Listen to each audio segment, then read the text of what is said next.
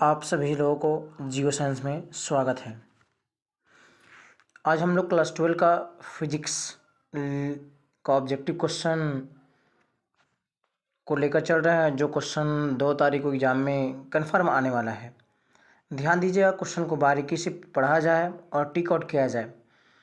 पहला क्वेश्चन है, ध्यान देने वाले question number 1 surface charge density of charge. हम लोग surface charge density of charge का पढ़े थे। सिग्मा बराबर क्यू बटा ए, ऑप्शन नंबर ए है। सिग्मा बराबर क्यू बटा I, option number B. C option number sigma बराबर क्यू बटा बी और सिग्मा बराबर क्यू इंटू ए। तो राइट आंसर क्या होगा? ऑप्शन नंबर ए होगा। क्यू बराबर सिग्मा बराबर होता है क्यू बटा ए। क्वेश्चन नंबर अगला पढ़ा जाए। Correct the colour code of carbon resistance of blue colour. Blue colour का कार्बन रेजिस्टेंस कितना होता है? 3, option number A, B 4, C 5, D 6। Blue colour का कार्बन रेजिस्टेंस कितना होता है? तो option number D right answer.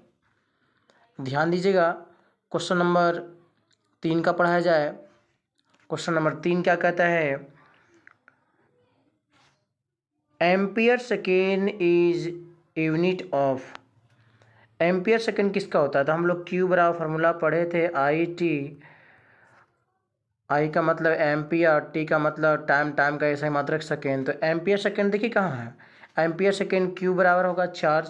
पहला दिया हो पावर, क्वेश्चन नंबर 3 का। पहला दिया हो पावर, दूसरा दिया हो चार्ज। इसका मतलब राइट आंसर क्या होगा? ऑप्शन नंबर बी होगा। अगला क्वेश्चन पढ़ा जाए, क्वेश्चन नंबर 4। क्वेश्चन को आप लोग ध्यान से पढ़ते चलिए और क्वेश्चन को पढ़कर ऑप्शन को चुनते जाइए। Question number 4। क्वेश्चन नंबर 4 क्या कहता है? ध्यान से पढ़ा जाए इसको। क्या the focal length of a lens of capacity 4 dioptre. इसका मतलब P का दिया हुआ 4 डायोप्टर, तो हम लोग को पता है 1/f होता है, तो 4 डायोप्टर होगा। तो F बराबर निकल कर जाएगा 1/4, भागा लगाएंगे 1.025 आएगा, मीटर में आएगा ये। तो राइट आंसर क्या होगा? देखा जाए, क्वेश्चन नंबर आ गया F बराबर कितना? 0.25 मीटर। तो क्वेश्चन नंबर 4 का राइट आंसर क्या होगा? 0.25 मीटर पहला ही दिया हुआ है, दूसरा सेंटीमीटर में दिया हुआ है। तो हम लोग जानते हैं कि जो फोकल लेंथ होती है वो क्या होता है? 0.2 मीटर। तो राइट आंसर क्या होगा? ऑप्शन नंबर ए होगा। अगला क्वेश्चन पढ़ते हैं हम लोग, क्वेश्चन नंबर 4। क्वेश्चन को ध्यान से पढ़िए और जवाब दीजिए। Energy of photon is equal to. Energy का फोटोन क्या होता है? तो ध्यान दीजिए, ई बराबर हम लोग फार्मूला पढ़े थे एनर्जी ऑफ फोटोन का, एच इंटू न्यू। न्यू का मतलब है फ्रीक्वेंसी। देखिए ऑप्शन नंबर 5 का क्वेश्चन नंबर क्या है? ऑप्शन नंबर ए दिया हुआ एच इंटू न्यू, एच बटा न्यू। तो राइट आंसर क्या होगा? ऑप्शन नंबर ए होगा। क्वेश्चन नंबर हम लोग छठा पढ़ते हैं। क्वेश्चन छठा नंबर क्या कहता है? ध्यान दीजिएगा, क्वेश्चन छठा नंबर करा है the dielectric constant of metal. Metal का डायलेक्ट्रिक कांस्टेंट कितना होता है? मेटल का डायलेक्ट्रिक कांस्टेंट इन्फिनिटी होता है। इन्फिनिटी का है, तो ऑप्शन नंबर ए में 0 है, बी में 1 है, सी में इन्फिनिटी है। तो राइट आंसर क्या होगा? क्वेश्चन नंबर 6 का राइट आंसर सी होगा। अगला क्वेश्चन हम लोग पढ़ते हैं, क्वेश्चन नंबर 7। क्वेश्चन नंबर 7 पढ़ा जाए, ध्यान दीजिएगा, क्वेश्चन नंबर 7 पढ़ा जाए। क्वेश्चन नंबर 7 क्या होगा? The 2 point of charge 10 microcoulomb and -10 microcoulomb are placed at a distance. दो गो चार्ज है, मान लिया पहला -q है और दूसरा क्या चाहिए? +q है। दोनों के बीच में डिस्टेंस जो है 40 सेंटीमीटर है। तो हम लोग पोटेंशियल कह रहा है, तो वो हम लोग पोटेंशियल ऑफ फार्मूला पढ़ चुके हैं, KQ/R। तो KQ/R विद द साइन काम कीजिएगा, इसको हल कीजिएगा, जो थ्योरी में हम करवा चुके हैं क्लास में, उसका सहायता लेकर आप क्वेश्चन नंबर 7 को सॉल्यूशन कीजिएगा। तो इसका राइट आंसर जो आएगा वो ऑप्शन नंबर सी होगा। इसका 2.25 जूल आएगा, माइनस में आएगा। चलिए क्वेश्चन नंबर 8 पढ़ा जाए, ध्यान दीजिएगा, क्वेश्चन नंबर 8 क्या कहता है? करा 1 volt 1 volt equal to. Volt कहाँ पढ़े थे? विभव का फॉर्मूला पढ़ा था, कार्य बटा आवेश। V बराबर क्या पढ़े थे हम लोग? W/T। ध्यान दे, W/Q। W का मतलब वर्क, वर्क का ऐसे ही मात्रा जूल होता है, और क्यू का मतलब चार्ज, चार्ज का ऐसे मतलब कूलाम तो हो गया कि जूल प्रति कूलाम। देखिए पहला हम जूल दिया हुआ, दूसरा में जूल प्रति कूलाम दिया, तो ऑप्शन नंबर क्या होगा? बी होगा। क्वेश्चन नंबर 8 का ऑप्शन नंबर बी। अगला हम लोग क्वेश्चन पढ़ते हैं, ध्यान दीजिएगा। Question number 9। क्वेश्चन नंबर 9 क्या कहता है? ध्यान से पढ़िएगा। क्वेश्चन नंबर 9 करा विच ऑफ द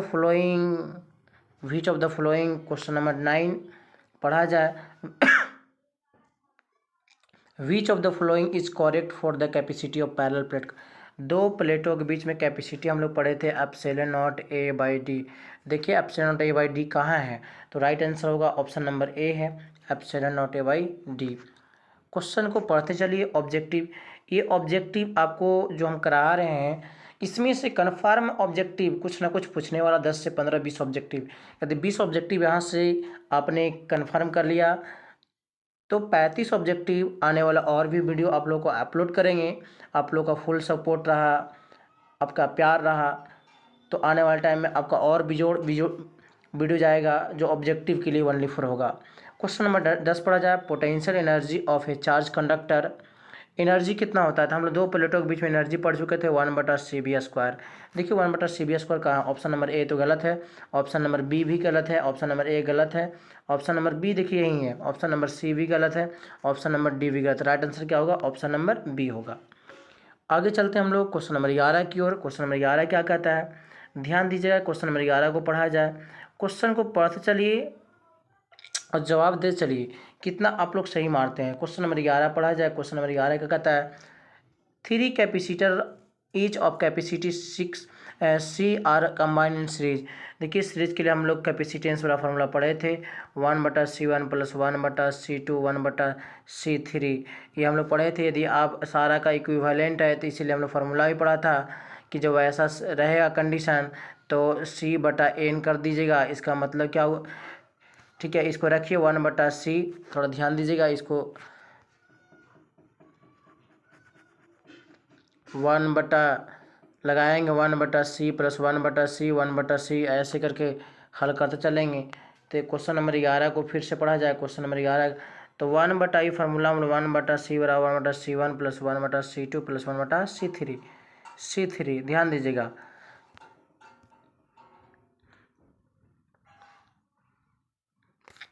तो आएगा क्या? तो 1/C बराबर, तो हल कीजिएगा तो आएगा 3 × C, इसको पलटिएगा तो आएगा कितना?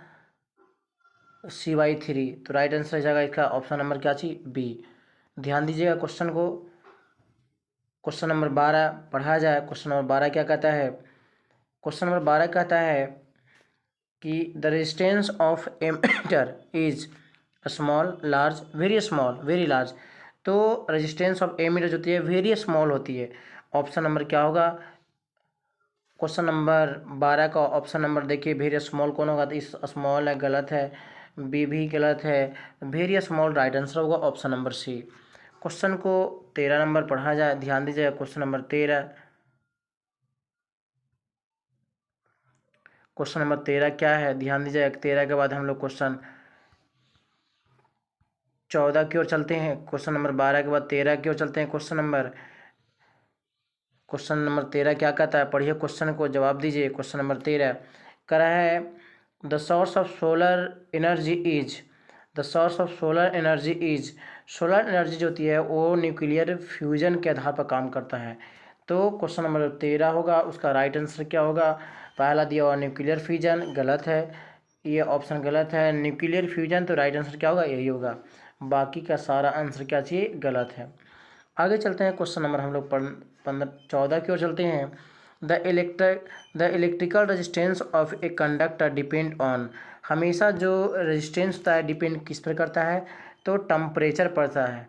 ऐसे रेजिस्टेंस एरिया पर भी डिपेंड करता है, एरिया नहीं है। यहाँ पर राइट आंसर क्या होगा? तो ऑप्शन नंबर बी होगा। क्वेश्चन नंबर हम लोग 15 की ओर चला जाए। क्वेश्चन नंबर 15 क्या कहता है? ध्यान दीजिएगा।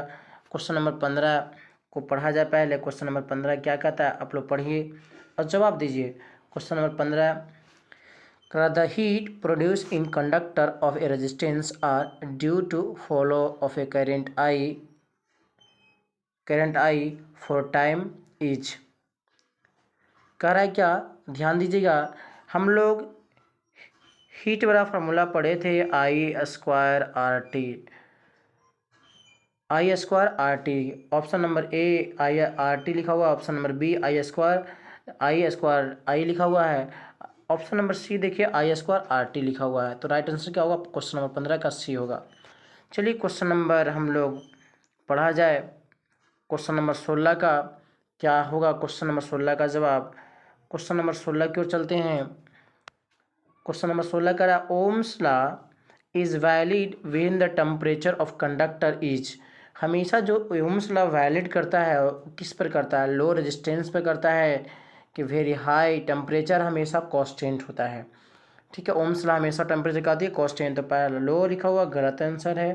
क्वेश्चन नंबर 16 का वेरी हाई गलत है, वेरी गलत है। हमेशा क्या कहता है? ओम्स लॉ कांस्टेंट होता है टेम्परेचर।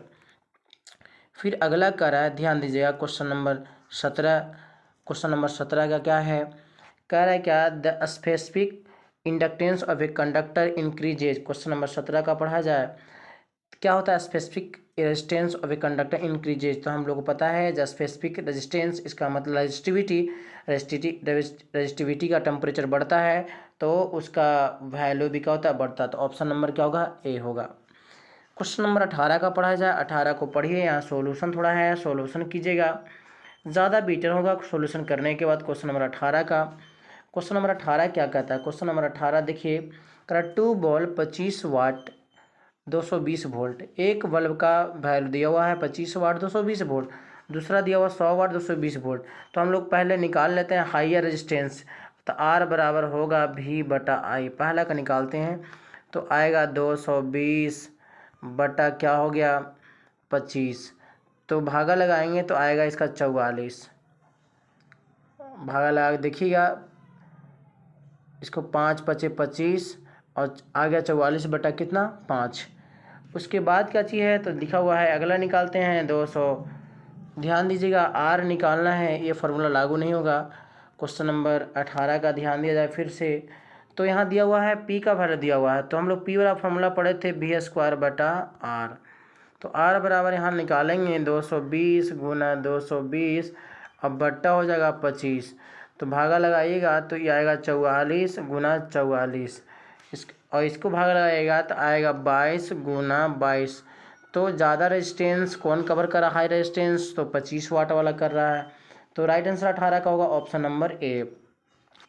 अगला क्वेश्चन पढ़ते हैं हम लोग, क्वेश्चन नंबर 19। 19 का क्या कहता है? क्वेश्चन ऑप्शन क्या बोल रहा है? क्वेश्चन नंबर 19 को पढ़ा जाए। EMF electromotive force of a cell measurement by voltmeter, ammeter, galvanometer, potentiometer. हमेशा जो होता है EMF जो होता है हमेशा वोल्टमीटर मापता है, इसका मतलब ये पोटेंशियल डिफरेंस को मापता है, इसलिए वोल्टमीटर होगा राइट आंसर।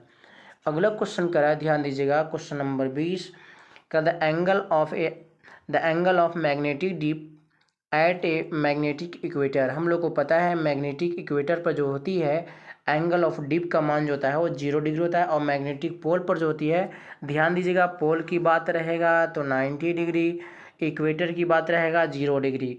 तो ध्यान देने वाली बात है, छोटे छोटे क्वेश्चनों को आप यदि गलती नहीं करते हैं तो 100 में 100 ऑब्जेक्टिव आप सही मार सकते हैं। क्वेश्चन नंबर, इसका मतलब क्वेश्चन नंबर 20 का जो राइट आंसर होगा ऑप्शन नंबर क्या होगा? ए होगा। क्वेश्चन नंबर 21 पढ़ा जाए। क्वेश्चन नंबर 21 क्या कहता है? The working of A dynamo is based on principle of कहने का मतलब हुआ डायनमो जो होती है, जनरेटर जो होता है, वो किसके प्रिंसिपल पर काम करता है? हीटिंग इफेक्ट ऑफ करंट गलत चीज़ है, हम लोग पढ़ चुके हैं EMI इलेक्ट्रोमैग्नेटिक इंडक्शन। तो राइट आंसर क्या होगा? ऑप्शन नंबर बी होगा। आगे काम किया जाए क्वेश्चन नंबर 22 का। क्वेश्चन नंबर 22 क्या कहता है? क्वेश्चन नंबर 22 ध्यान देने वाली बात है। क्वेश्चन नंबर 22 का राइट आंसर क्या होगा? Question number 22 the dimension of permeability of is. Permeability का डायमेंशन क्या होता है? आप लोग को मालूम होगा डायमेंशन निकालने का तरीका क्या होता है। इसका परमेबिलिटी का डायमेंशन ML T के पावर -2 I के पावर -2 होता है। आप लोग क्लास में निकाला हुआ है, आप लोग ध्यान दीजिएगा, क्लास में निकाला हुआ वहाँ पर है। तो क्या होगा इसका राइट आंसर? तो इसका राइट आंसर हो जाएगा ऑप्शन नंबर देखिए बी। आगे चलते हैं हम लोग क्वेश्चन नंबर 23 की ओर। What is the angle of dip of magnetic pole. देखिए आगे अभी जस्ट हम बोले थे कि मैग्नेटिक पोल पर जो होती है वो 90 डिग्री होता है, इक्वेटर पर जो होती है 0 डिग्री होता है। तो देखिए यहाँ पर 30 डिग्री दिया हुआ है, 0 डिग्री दिया हुआ, 45 डिग्री दिया हुआ, तो नन ऑफ दीज होगा। ध्यान देने वाले क्वेश्चन को आप बारीकी से पढ़िए और उसको जवाब दीजिए। यदि आप में ये क्वालिटी आ गया तो आप 70 ऑब्जेक्टिवों में से 35 ऑब्जेक्टिव का प्रश्न आप सही सलामत चुन के आइएगा, ये मेरा फुल कॉन्फिडेंस है। Earth magnetism was discovered by. Earth magnetism किसके द्वारा डिस्कवर किया है, तो गिलबर्ट के द्वारा। ध्यान दें, गॉस, ऑस्ट्रेड, एम्पियर। ऑप्शन नंबर क्या होगा, right answer D. Question number आगे 25 नंबर क्वेश्चन को पढ़ा जाए, ध्यान दीजिएगा। क्वेश्चन नंबर 25 क्या कहता है, विच of the following relation is correct permeability. हम लोग ध्यान दीजिएगा, परमेबिलिटी का कॉरेक्ट रिलेशन पढ़ चुके हैं। म्यू बराबर होता है मैग्नेटिक फील्ड बटा एच। तो देखिए ऑप्शन नंबर ए जो है गलत लिखा हुआ है, एच बटा बी लिखा हुआ। ऑप्शन नंबर बी जो है बी बटा एच है, राइट आंसर है। क्वेश्चन नंबर 25 का राइट आंसर क्या होगा, बी होगा। आप लोग अच्छे से ऑब्जेक्टिव मारिए, एग्ज़ाम में ज़रा सा भी दिक्कत नहीं आएगा और ये मेरा फुल कॉन्फिडेंस है। लगातार हम इस चैनल के माध्यम से ऑब्जेक्टिव प्रश्न बताते जाएंगे। सिर्फ आपको एक सपोर्ट करने की ज़रूरत है। आप ऑब्जेक्टिव प्रश्न के बारे में बताइएगा, क्वालिटी किस प्रकार से अच्छा है या नहीं है। और आप लोग ज़्यादा से ज़्यादा इस चैनल को शेयर और फुल सपोर्ट के साथ काम कीजिए कि आने वाला टाइम में आपको वीडियो लगातार पहुंचता रहेगा। क्वेश्चन नंबर हम लोग 26 की ओर पढ़ा जाए। कर which of the following has a low value of फ्रीटेट। ध्यान दीजिएगा, इसका आंसर क्या होगा, तो हम लोग पता है फ्रीटेट का जो वैल्यू होता है, लो वैल्यू किसका होता है, तो कंडक्टिविटी का होता है। तो राइट आंसर क्या होगा, ऑप्शन नंबर ए। क्वेश्चन नंबर ध्यान दीजिएगा, क्वेश्चन नंबर 27 का पढ़ा जाए। क्वेश्चन नंबर 27 क्या कहता है, ध्यान दीजिएगा। एक बार क्वेश्चन नंबर 27 की ओर चलते हैं। क्वेश्चन नंबर 27 क्या कहता है, क्वेश्चन नंबर 27 कह रहा है कि when the intensity of magnetic field is increases 4 times the time period of A suspended magnetic needles. जितना मैग्नेटिक फील्ड इंक्रीज करेगा, ज्यादा टाइम्स करे, 4 टाइम्स 5 टाइम्स जितना कहे उतना ही टाइम्स आंसर होगा। डबल, हाफ नहीं, 4 टाइम होगा। राइट आंसर सी होगा, जो 4 टाइम है। यहाँ पर ध्यान दीजिएगा, क्वेश्चन नंबर 28 का। क्वेश्चन नंबर 28 जो है एनर्जी लिखा हुआ है, यहाँ टी नहीं होगा। Energy density of magnetic field is, energy जो होता है मैग्नेटिक फील्ड का जो होता है हाफ बी स्क्वायर बटा म्यू नॉट होता है। तो देखिए राइट आंसर क्या होगा, तो ऑप्शन नंबर बी होगा। ऑप्शन नंबर ए गलत है, ऑप्शन नंबर सी गलत है, ऑप्शन नंबर डी गलत है। राइट आंसर क्या होगा, बी होगा। आगे चलते हम लोग क्वेश्चन 29 का पढ़ाया जाए। क्वेश्चन 29 क्या कहता है, ध्यान दीजिए। क्वेश्चन नंबर 29, क्वेश्चन नंबर 29 का विच quantity decreases in step done transformer. हमेशा ट्रांसफार्मर जो होती है वो किसको डिक्रीज करता है, तो ध्यान दीजिएगा, ट्रांसफार्मर जो होती है वो वोल्टेज को डिक्रीज करता है। ध्यान देने वाली बात है। क्वेश्चन नंबर 30 का पढ़ा जाए। करा Lenz law is constituents of the law of conservation of. Lenz law बताइए किसको कॉन्स्टिट्यूट करता है, लॉ ऑफ एनर्जी, चाहे लॉ ऑफ चार्ज, चाहे conservation of energy, conservation of charge. ध्यान देने वाली बात है।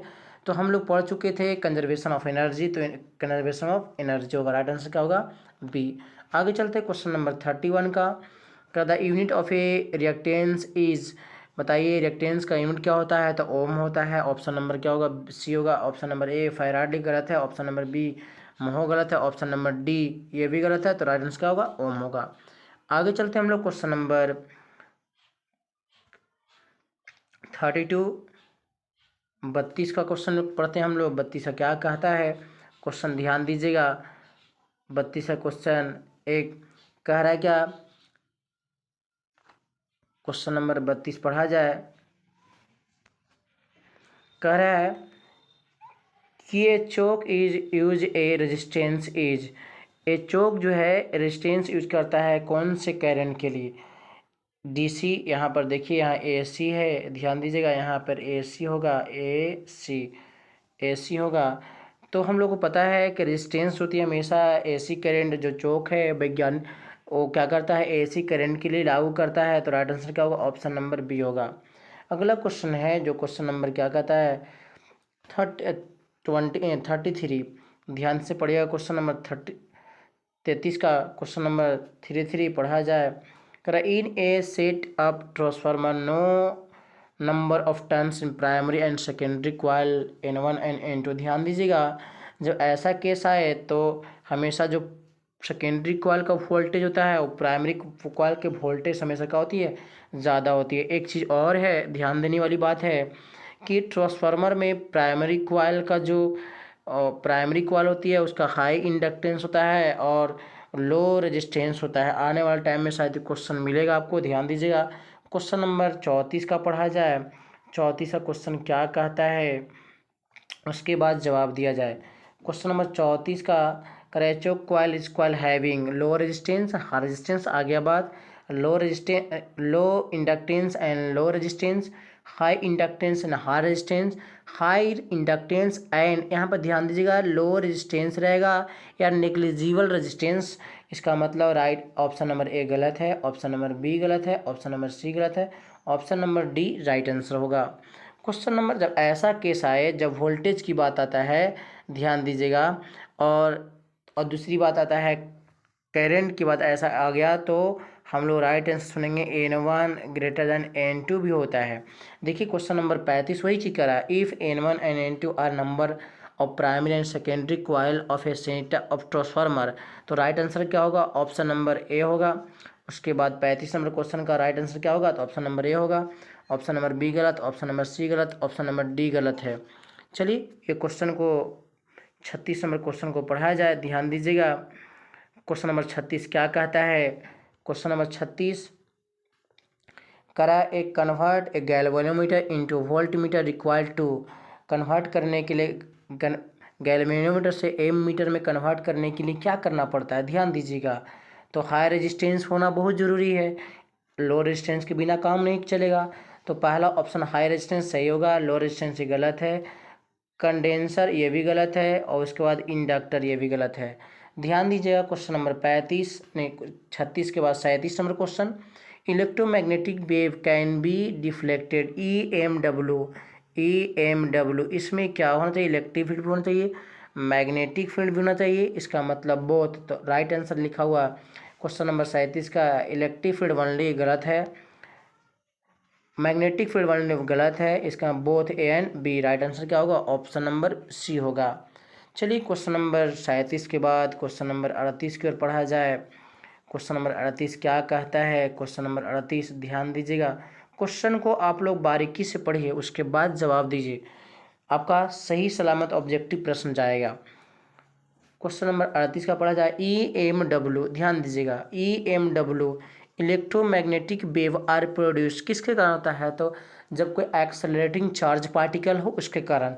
चार्ज इन यूनिफॉर्म मोशन नहीं, in only charge at rest ये भी नहीं, एक्सेलरेटेड और डी एक्सेलरेटेड ये सही आंसर है, ऑप्शन नंबर सी होगा।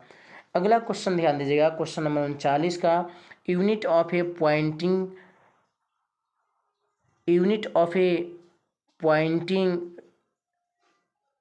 वेक्टर इज ध्यान देने वाली बात है। क्वेश्चन नंबर 39 का यहाँ पर क्वेश्चन थोड़ा सा एरर है, यहाँ पर कुछ और होना चाहिए था, मिस प्रिंटेड है। ध्यान दीजिए क्वेश्चन नंबर 40 का पढ़ा जाए। करा the unit of A ratio of magnetic field and electric field. ध्यान दीजिएगा मैग्नेटिक फील्ड का ASI यूनिट क्या होता है? तो हम लोग पढ़ चुके थे मैग्नेटिक फील्ड का फार्मूला होता है F/Q भी, और इलेक्ट्रिक फील्ड का फार्मूला पढ़े हैं कि होता है क्या? तो F/Q0 पढ़े हैं ना। तो F से F घर चला गया, यहाँ मीटर से Q से Q चला गया, यहाँ B नहीं F/Q भी होता था, भी बच गया, 1/V बच गया है। इसका मतलब 1/V का मतलब मीटर प्रति सेकेंड लिखाएगा तो ऊपर चल जाएगा। ध्यान दीजिएगा तो क्या होगा? तो सेकेंड मीटर के पावर -1, ऑप्शन नंबर बी होगा। 40 का ऑप्शन नंबर बी। आगे चलते हैं क्वेश्चन नंबर हम लोग 41 की ओर। 41 नंबर क्वेश्चन क्या कहता है? आप लोग ऑब्जेक्टिव को ध्यान से मारिए, बहुत ज़्यादा फायदेमंद होने वाला है। यदि आप लोग फुल सपोर्ट कीजिएगा, कमेंट करके बताइएगा कि किस चीज़ का ऑब्जेक्टिव प्रश्न सीरियल वाइज से डाला जाए या चैप्टर वाइज डाला जाए, ये बताइएगा। ये मॉडल सेट का हम लोग चल रहा है 70 प्रश्नों का, जो ऑब्जेक्टिव प्रश्न तुम्हारा बिहार बोर्ड पूछेगा उसके लिए हम लोग चल रहे हैं। Question number 42, optical path is equal to, optical path जो होती है वो रिफ्रैक्टिव इंडेक्स और पाथ लेंथ का वो मल्टीपल होता है। तो ऑप्शन नंबर ए जो है राइट आंसर होगा, ऑप्शन नंबर बी गलत है, ऑप्शन नंबर सी गलत है, ऑप्शन नंबर डी भी गलत है। क्वेश्चन नंबर हम लोग चलते हैं 42 की ओर, 42 के बाद 43। ध्यान दीजिएगा 43 नंबर क्वेश्चन क्या कहता है, आप लोग ध्यान से पढ़िए क्वेश्चन को और जवाब दीजिए। क्वेश्चन नंबर 43 क्या कहता है, करा a biconvex lens has a equal curvature of a 20 centimetre, the power of a lens. हम लोग को पता है पावर ऑफ लेंस निकालें, equal 20 centimetre radius of curvature है। तो बताइए इसके लिए हम लोग फार्मूला पढ़े थे, इसका निकालना है पावर ऑफ लेंस P बराबर। तो पहले फोकल लेंथ निकालेंगे तो 1/, हम लोग को पता है 1/a प्लस 1/ क्या होता है f, ये होता है। रेडियस ऑफ कर्वेचर भी दिया हुआ है, ठीक है। तो 1/f निकालेंगे तो फार्मूला होता है म्यू, तो होता है इसका लेंस मेकर फार्मूला वाला 1/f बराबर होता है mu minus 1 into 1/r1 plus 1/r2 होता है। जब आप लोग इसको हल कीजिएगा, ध्यान दीजिएगा इस फार्मूले पर, तो इसका जो आएगा, इसका हल किया जाए पहले क्वेश्चन को, ध्यान दीजिएगा। तो आ गया 1/f बराबर, जब घटाइएगा 0.5 आएगा इंटू, इसको जब जोड़ा जाता है तो आता है 2/20, तो कट जाएगा 10 और इसको सेंटीमीटर में चेंज करेंगे, 100 से कट गया तो आ गया यहाँ पर क्या, तो 100 एक 0 से कट बचा क्या, एफ बराबर आ गया 1/f बराबर आ गया 5। तो इसका मतलब राइट आंसर जो होगा क्वेश्चन नंबर 43 का जो राइट आंसर होगा, ध्यान दीजिएगा क्वेश्चन नंबर 43 का ऑप्शन नंबर क्या होगा, ए होगा। अगला question, which of the following correct refractive index of A mean colour. तो मीन कलर क्या होता है, म्यू आर प्लस म्यू भी बटा क्या होगा 2। तो राइट आंसर 44 का क्या होगा, ए होगा। देखिए दोनों ऑप्शन सेम दिया हुआ है, ये भी ऑप्शन सेम दिया हुआ है, ये भी ऑप्शन, ध्यान दीजिएगा थोड़ा, ठीक है। क्वेश्चन में करेक्शन है, जो दिक्कत है आप लोग ध्यान दीजिएगा, म्यू आर प्लस म्यू बटा 2 होगा। अगला क्वेश्चन हम लोग 45 का पढ़ते हैं, विच of the flowing I defect is removed concave lens.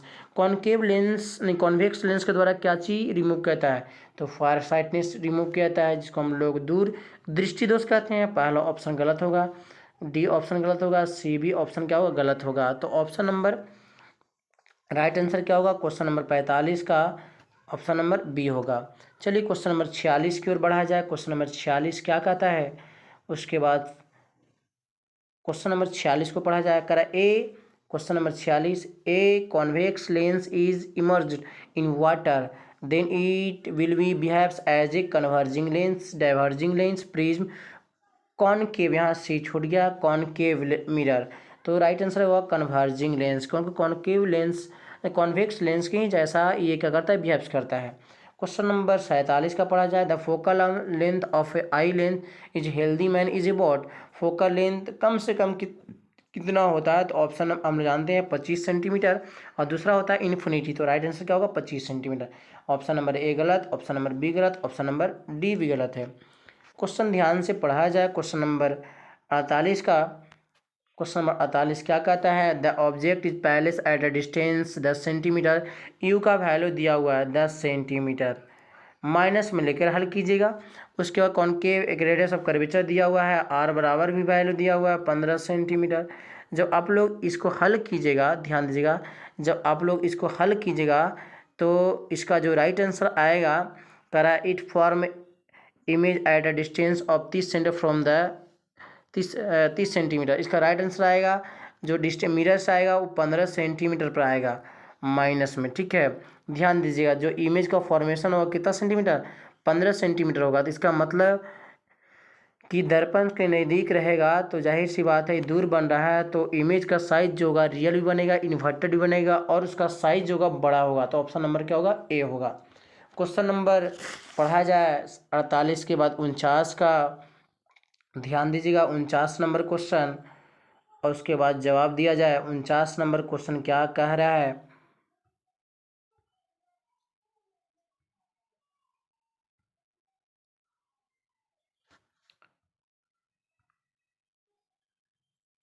Question number 49, question number 49 का rainbow is form due to combination. देखिए रिफ्लेक्शन ऑब्जर्वेशन गलत है। ऑप्शन हम लोग पढ़ चुके हैं, रेनबो जो होती है डिस्पर्सन या TIR, नहीं तो रिफ्लेक्शन, रिफ्लेक्शन चाहे रिफ्रैक्शन, कोई ऑप्शन नहीं है। Dispersion and focusing, reflection and scattering गलत है। तो ऑप्शन नंबर क्या होगा? डी होगा। बी भी गलत, सी भी गलत। करा है अगला क्वेश्चन 50 का, we in a concave lens of a glass in immersed in water is work as. जो ग्लास है, ध्यान दीजिएगा, वो कॉन्केव लेंस जो है, जो of a glass in immerse in water it works as a, कौन सा लेंस से काम कर सकता है? तो ये less than convergent, less than क्या होगा क्वेश्चन नंबर 50 का? लेस देन, लेस कन्वर्जेंट, मोर कन्वर्जेंट नहीं, यही आंसर सही होगा। अगला क्वेश्चन नंबर 51 का, resolving power of human I, P बराबर क्या होता है? 1/F, रिजॉल्विंग, तो P इंटू F बराबर क्या होगा? 1 होगा। तो राइट आंसर क्या होगा? 1/1 होगा, option number B. Question number 52 का पढ़ा जाए। क्वेश्चन नंबर 52 क्या कहता है? ध्यान दीजिएगा। क्वेश्चन नंबर 52, क्वेश्चन नंबर 52 का राइट आंसर क्या होगा? क्वेश्चन नंबर 52 करा, the wavelength of a particle of mass a moving with the velocity. तो हम लोग पढ़ चुके थे, एच बराबर जो होती है, म्यू बराबर जो होती है वो H/P होता है। P का मतलब लीनियर मोमेंटम। तो राइट आंसर P का वैल्यू रखते हैं यहाँ पर एम भी, और एम भी रखेंगे तो H बराबर आ जाएगा, लेमडा बराबर H/m भी होगा। तो लेमडा बराबर भी M/H गलत है। H/ले यहाँ देखिए लिखा हुआ H/m भी, ये सही है। राइट आंसर क्या होगा? ऑप्शन नंबर बी, सी गलत, ऑप्शन नंबर डी गलत। क्वेश्चन ध्यान दिया जाए, क्वेश्चन पढ़ा जाए। उसके बाद क्वेश्चन नंबर 53 का क्वेश्चन नंबर पढ़ा जाए। Cathode ray discovered by, cathode का डिस्कवर कौन किया था? तो J.J. टॉमसन। राइट आंसर क्या होगा? 53 का डी होगा। अगला क्वेश्चन है, ध्यान दीजिएगा, क्वेश्चन नंबर 54 का। क्वेश्चन नंबर 54 क्या कहता है? मिलिकन वाइल्स ड्रॉप एक्सपेरिमेंट मेक्स यूजे स्कोप लाभ। ध्यान दीजिएगा, ये हम लोग पढ़ चुके थे। जो मिलिकन वाइल्स से एक्सपेरिमेंट करता है उस ला को हम लोग स्कोक्स ला कहते हैं। तो राइट आंसर क्या होगा? 54 का ए होगा। क्वेश्चन नंबर 55 का पढ़ा जाए। क्वेश्चन नंबर 55 क्या कहता है? ध्यान दीजिएगा। क्वेश्चन नंबर 55, करावेन light enters into a glass its wavelength. हमेशा जब कोई ग्लास, इसका मतलब लाइट ग्लास में, एयर से ग्लास में जा रहा है तो हमेशा वेवलेंथ क्या होती है? डिक्रीज करता है। क्वेश्चन नंबर 56 पढ़ा जाए। पार्टिकल ऑफ मास एम, ध्यान दीजिएगा, यहाँ पर एम होगा। And charge Q is accelerated through a potential V, de Broglie wavelength of a particle. तो हम लोग पढ़ चुके हैं डी ब्रोगली वेवलेंथ बड़ा फार्मूला Q/, ध्यान दीजिएगा,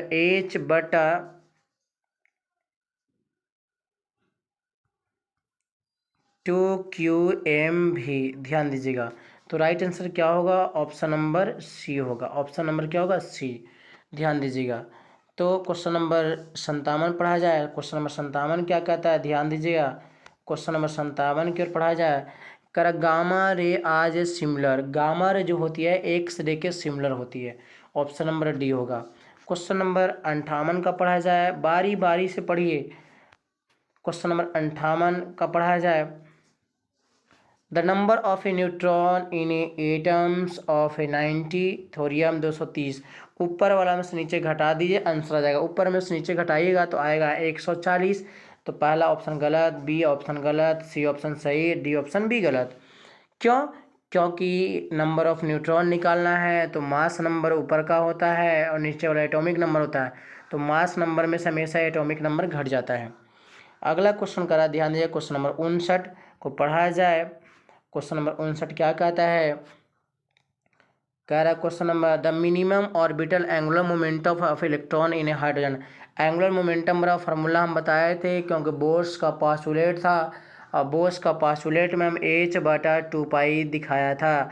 ध्यान दीजिएगा, बोस का यदि पास्टुलेट नहीं पढ़े होंगे तो आपको जो क्लास में नोट्स करवाया गया था उसको आप ध्यान से कीजिएगा। और उसके बाद आपको बहुत इंपॉर्टेंट वहाँ से एक चीज़ मिलेगा जो बोर्ड्स का पास्टुलेट्स है। तो ऑप्शन नंबर जो क्वेश्चन नंबर 59 का है वो ऑप्शन नंबर क्या होगा, सी होगा। चलिए क्वेश्चन नंबर 60 अभी जस्ट हम करवाए थे। क्वेश्चन नंबर 60 अभी जस्ट बोले थे, the atomic number and mass number for a specimen are A Z N A. Mass number दिया हुआ है, जेड और एटॉमिक नंबर दिया हुआ है। तो न्यूट्रॉन संख्या निकाले कर रहा है, तो कुछ नहीं करेंगे कि ए में से क्या करेंगे, ध्यान दीजिएगा, ए में से जेड को घटा देंगे। तो ऑप्शन नंबर क्या होगा, 60 का डी होगा। आगे चलते हैं क्वेश्चन नंबर हम लोग 60 के बाद 61 का क्वेश्चन क्या कहता है। हम लोग अंतिम कंगार क्यों रहे हैं, क्योंकि 70 ऑब्जेक्टिव आज लेकर आए हैं जो 70 में से बहुत इंपॉर्टेंट ऑब्जेक्टिव है। यदि आप 70 ऑब्जेक्टिवों को बारी बारी से अंतिम टाइम तक लगा लें तो पक्का है कि आपको यहाँ से क्वेश्चन जो है 20 से 30 ऑब्जेक्टिव कन्फर्मली एग्जाम में मैच करने वाला, टच करने वाला है। ये फुल कॉन्फिडेंस से हम बोल रहे हैं। विच of the relation is correct of A radio activity atom. हम लोग को पता है हाफ लाइफ टाइम बराबर होता है, उसका हाफ लाइफ टाइम बराबर होता है 0.6931 इंटू एवरेज लाइफ। तो ऑप्शन नंबर देखिए कहाँ पर है। तो अगला देखो, ये ऑप्शन नंबर डी जो है ये ऑप्शन है 0.6931 और इंटू क्या होगा, एवरेज लाइफ। तो ध्यान दीजिएगा, option number D, option number ए गलत है, ऑप्शन नंबर बी गलत है, ऑप्शन नंबर सी भी गलत है। फिर कह रहा है question number 62, which of the following has a maximum penetrating power. सबसे ज़्यादा पेनिट्रेटिंग पावर किसका होता है, सबसे ज़्यादा पेनिट्रेटिंग पावर जो होती है वो गामा रे का होता है। ध्यान दीजिएगा, क्वेश्चन नंबर 62 का सबसे ज़्यादा पेनिट्रेटिंग पावर जो होती है गामा रे का होता है, उसके बाद बीटा का होता है, उसके बाद एक्स रे का होता है सबसे ज़्यादा। तो राइट आंसर क्या होगा, डी होगा। अगला क्वेश्चन ध्यान दीजिएगा, question number 63, in full wave rectification in input frequency 50 hertz, output हमेशा जो फ्रीक्वेंसी होती है डबलिंग होती है, 50 का कितना होगा, 100 हर्ट्ज होगा। ऑप्शन नंबर 63 का ऑप्शन नंबर बी। अगला क्वेश्चन है 64 का, पढ़ाया जाए, ध्यान दीजिएगा। 64 का यहाँ पर इस प्रकार से गेट बना हुआ है, ध्यान देने वाली बात है, थोड़ा यहाँ फिगर छूटा हुआ है, इस प्रकार से गेट है। तो बताइए कौन सा गेट है, कह given symbol represent of a gate. तो हम लोग को पता है ये वाला जो गेट है वो एंड गेट का है। कौन सा गेट का, एंड गेट का। अगला क्वेश्चन है क्वेश्चन नंबर 65 का, क्वेश्चन नंबर 65 चला जाए। कह रहा है क्वेश्चन नंबर 65 का पढ़ा जाए, the decimal number of binary number. देखिए यहाँ लिखा 1 0 0 1, कुछ नहीं कीजिएगा, पहले बीच में प्लस दीजिए, प्लस दे दीजिए, प्लस दे दीजिए। आसान तरीका, यहाँ से स्टार्ट किए 2 के पावर 0, यहाँ पर कीजिए फिर गुना 2 के पावर 1, उसके बाद यहाँ पर कीजिए 2 के पावर 2, उसके बाद यहाँ 2 के पावर 3, इसमें गुना करना है, इसके साथ इसके साथ इसको साथ इसके। देखिए तो ये वाला तो वैल्यू गुना करेंगे 0 हो जाएगा। तो 2 के पावर 0 का वैल्यू 1, उसके बाद 1 गुना 1 बराबर कितना आएगा, 1 आएगा, और 2 का क्यूब कितना 8 और प्लस 1 बराबर कितना होगा 9। इसका मतलब हुआ कि ध्यान दीजिएगा, जो डेसिमल नंबर दिया हुआ है यहाँ पर, जो डेसिमल बाइनरी नंबर में दिया हुआ 1001, तो इसका जो बाइनरी नंबर आएगा वो 9 आएगा। तो ऑप्शन नंबर जो 65 का है क्वेश्चन, ऑप्शन नंबर क्या होगा, सी होगा। चलिए 66 नंबर क्वेश्चन पढ़ा जाए, ध्यान दीजिएगा। क्वेश्चन नंबर 66 क्या कहता है, क्वेश्चन नंबर 66 कह रहा है, with the increase of a temperature of resistivity of conductor. हमेशा टेम्परेचर इंक्रीज करता है तो रेजिस्टिविटी ऑफ सेमीकंडक्टर का डिक्रीज करता है। Boolean expression for 9 gate, 9 gate का बूलियन एक्सप्रेशन जो होता है, क्वेश्चन नंबर 67 पढ़ा जाए।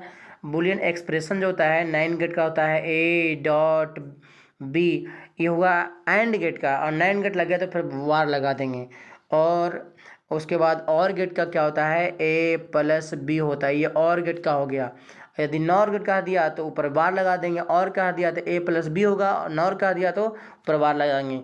तो राइट आंसर क्या होगा, हम लोग पढ़ते हैं 9 गेट, 9 गेट का क्या हुआ तो ए डॉट बी होता है, और ऊपर बार लगा दे 9 गेट हो गया, तो ऑप्शन नंबर क्या होगा, ए होगा। क्वेश्चन नंबर पढ़ा जाए 68 का sky wave communication is based on reflection by ionosphere. बहुत सही। आइनोस्फेयर और रिफ्लेक्शन, आइनोस्फेयर के रिफ्लेक्शन के द्वारा होता है। तो ऑप्शन नंबर क्या होगा क्वेश्चन नंबर 68 का? ऑप्शन नंबर ए। क्वेश्चन नंबर 69 का पढ़ा जाए, ध्यान दीजिए। क्वेश्चन नंबर 69 क्या कहता है? हम लोग क्वेश्चन अंतिम कगार क्यों चले गए हैं? क्वेश्चन नंबर 69 ध्यान दीजिएगा। विच of the following is not transducer? कौन इस निम्नलिखित में से कौन ट्रांसड्यूसर नहीं है? लाउड स्पीकर है ट्रांसड्यूसर, एम्पलीफायर नहीं है, माइक्रोफोन है, ऑल। तो राइट आंसर क्या होगा? Option number B. Question number 70 और अंतिम क्वेश्चन क्यों चल रहे हैं, ध्यान दीजिएगा। यदि आप लोग को ये ऑब्जेक्टिव प्रश्न बेटर लगा हुआ तो ये ऑब्जेक्टिव प्रश्न अपने दोस्तों के साथ शेयर कीजिएगा। आपका शेयर ही आपका फुल सपोर्ट है इस चैनल का। यदि आप शेयर करते हैं, अदर को भी बेनिफिट होता है, आपको भी बेनिफिट होता है, तो ज़्यादा कंफर्टेबल महसूस होगा। आप लाइक कमेंट करते रहेगा कि लगातार हम वीडियो को अपलोड करते रहें, आप लोगों को ज़्यादा से ज़्यादा बेनिफिट पहुंचाने का काम करें। Unit of A mobility.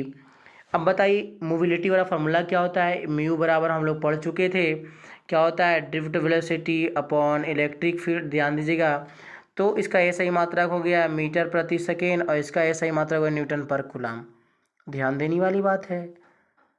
ऊपर जाएगा, ध्यान दीजिएगा, ऊपर जाएगा, ये ऊपर जाएगा तो हो जाएगा क्यू, ऊपर में चला गया तो क्यू बराबर क्या होता है? आई का मतलब हुआ, ध्यान देने वाले, ऊपर चल जाएगा ये सी और बटा क्या हो कूलम, फिर हो जाएगा इनटू मीटर और बटा क्या हो गया न्यूटन और कूलम प्रति सेकेंड हम लोग पढ़ चुके हैं एम्पियर, एम्पियर मीटर बटा न्यूटन। तो राइट आंसर देखिए ऑप्शन में ए है, एम्पियर इंटू मीटर बटा न्यूटन। तो राइट आंसर क्या होगा? ए होगा। क्वेश्चन नंबर 70 का ए। ध्यान देने वाली बात है, आप लोग को 70 ऑब्जेक्टिव आज करवाया गया है। आप 70 ऑब्जेक्टिवों को बारी बारी से एक नज़र आप देख लीजिए, सिर्फ एक नज़र आप देख लीजिए, आपको 100% ऑब्जेक्टिव यहाँ से कन्फर्म मिलेगा। अब विश्वास कीजिएगा। यदि तो इस चैनल को ज़्यादा ज़्यादा शेयर करें, सपोर्ट करें। धन्यवाद।